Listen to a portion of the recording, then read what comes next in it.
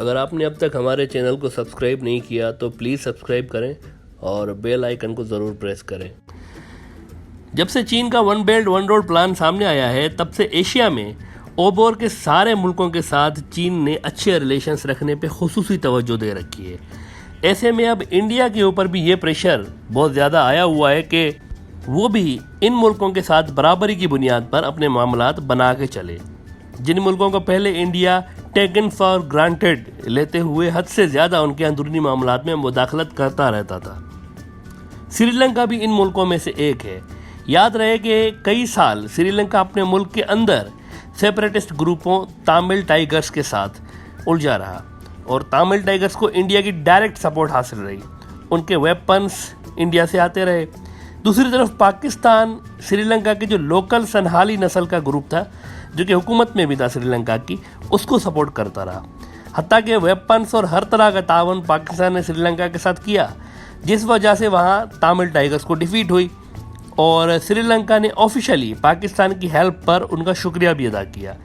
यही वजह है कि पाकिस्तान और श्रीलंका के जो मिलिट्री रिलेशंस हैं वो आज तक बहुत ज़्यादा ज़बरदस्त हैं। जब तमिल टाइगर्स हार रहे थे तब इंडिया ने उनकी सपोर्ट करना बंद कर दी और यही वजह थी कि तमिल टाइगर्स ने इंडिया के उस वक्त के पीएम राजीव गांधी को भी हलाक कर दिया था। शायद आप में से बहुत कम लोग इस बात से वाकिफ़ हों कि राजीव गांधी का कत्ल तमिल टाइगर्स ने ही किया था।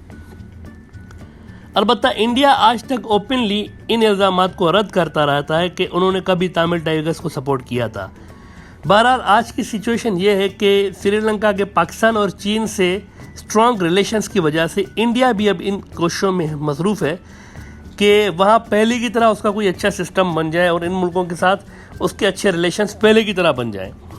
इसी सिलसिले में इंडिया ने एक तो ये काम किया है कि श्रीलंका को इंडिया ने $15 मिलियन की ग्रांट दी हुई है बुद्धिज़्म के फ़रोग के लिए और उसको प्रमोट करने के लिए।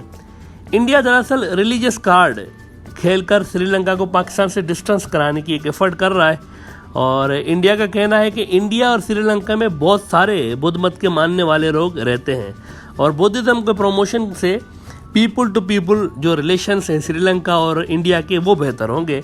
लेकिन श्रीलंका में बड़ी तादाद में क्रिश्चियंस और मुसलमान शहरी भी रहते हैं, लिहाजा इस तरह पॉइंट आउट करके ग्रांट्स देने से इंडिया की लॉन्ग टर्म स्ट्रेटजी यहाँ पर कुछ जाहिर होती है कि इंडिया वहाँ पर बुद्धिस्ट कम्युनिटी में अपनी रेपुटेशन को बेहतर बनाना चाह रहा है। इसी तरह इंडिया ने बांग्लादेश के साथ अपने जो मिलिट्री रिलेशंस हैं जो कि बॉर्डर पे हलाकतों की वजह से ख़राब हुए थे, उनमें भी जान डालने के लिए अब बांग्लादेश की नेवी के साथ गुज़िश्ता 1 साल से अच्छे रिलेशंस रखने की कोशिश कर रहा है और इसी सिलसिले में अब बांग्लादेश और इंडिया की जो नेवी हैं उनकी ड्रिल्स शुरू होने वाली हैं और ये 3 रोज़ की ड्रिल्स हैं और इनमें बांग्लादेश और इंडिया की नेवी हिस्सा लेने जा रही हैं। इन ड्रिल्स का जो मकसद है वो यही है कि समुंदर में जो नेवी की पेट्रोलिंग होती है उसमें ऑपरेशनल कोऑर्डिनेशन को बेहतर बनाना है। याद रहे कि ये ड्रिल्स इंडिया और बांग्लादेश के दरमियान लास्ट ईयर से ही शुरू हुई हैं, पहले नहीं हुआ करती थी, ये अभी लास्ट ईयर से ही शुरू हुई हैं और पहली मरतबा ये ड्रिल्स जो थी नेवीज़ की ये अक्टूबर 2019 में हुई थी और अब ये दूसरी ड्रिल्स हो रही हैं इस सिलसिले की और इनको बोंगो सागर के नाम से जाना जाता है।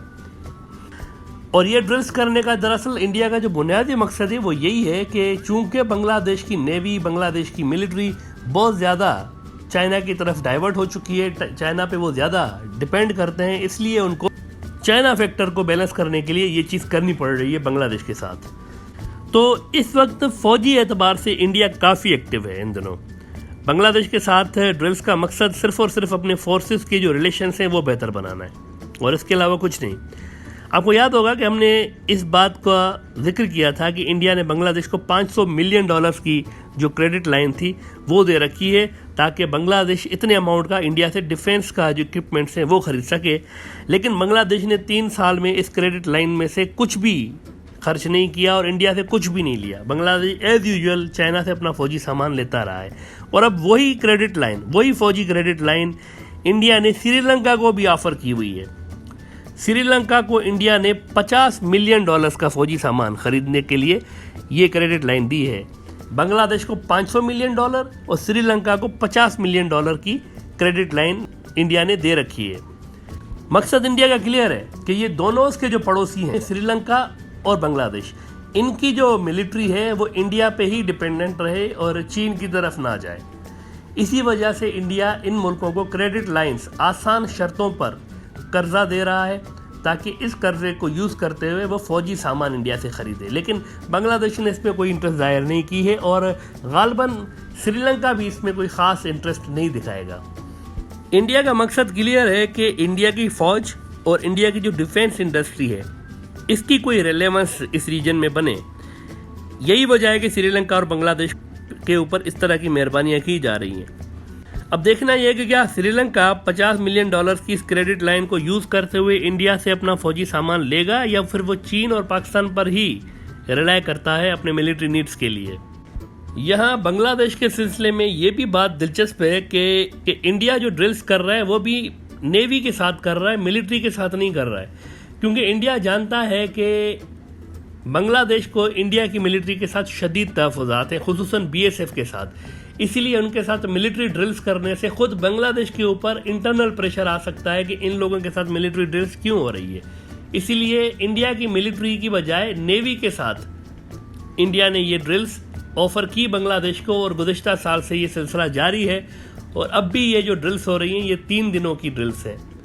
बांग्लादेश और श्रीलंका के अलावा म्यांमार के साथ भी इंडिया ने अपने फ़ौजी रिलेशंस बेहतर बनाना शुरू कर दिए हैं और इसी सिलसिले में अगले हफ्ते इंडियन जो आर्मी चीफ हैं ये म्यांमार का दौरा कर रहे हैं और उसमें कई सिक्योरिटी के मुआहदे किए जाएंगे। तो साफ नज़र आ रहा है कि इंडिया अपनी भरपूर कोशिशें कर रहा है कि जो उसकी मिलिट्री की गिरी हुई साख है इस रीजन में उसको किसी तरीके से उभारा जाए और अपने इन पड़ोसियों के साथ अच्छे रिलेशंस रखे जाएं।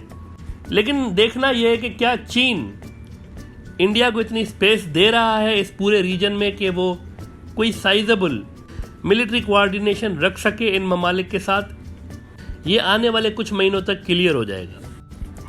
अब सवाल ये पैदा होता है कि क्या इंडिया अपने इन तमाम पड़ोसियों के साथ अच्छे रिलेशंस रख सकता है ऐसी सूरत में जबकि इंडिया के ऊपर जो रूलिंग पार्टी है मौजूदा उसका बिलीफ ये है कि ये सारे जो पड़ोसी मुल्क हैं बांग्लादेश, पाकिस्तान, नेपाल, भूटान, श्रीलंका, म्यांमार, ये सब अखंड भारत है और इनको दोबारा भारत में मिल जाना चाहिए। अगर रूलिंग पार्टी का ये बिलीफ है तो मुझे ये बताएं कि ऐसे में इन सब पड़ोसियों के साथ अच्छे रिलेशंस कैसे मुमकिन है लॉन्ग टर्म में, जब आपकी नज़र ही इन मुल्कों के ऊपर हो कि इन सबको इंडिया के नक्शे के अंदर एब्जॉर्ब करना है, तो अच्छे रिलेशंस कहाँ होंगे।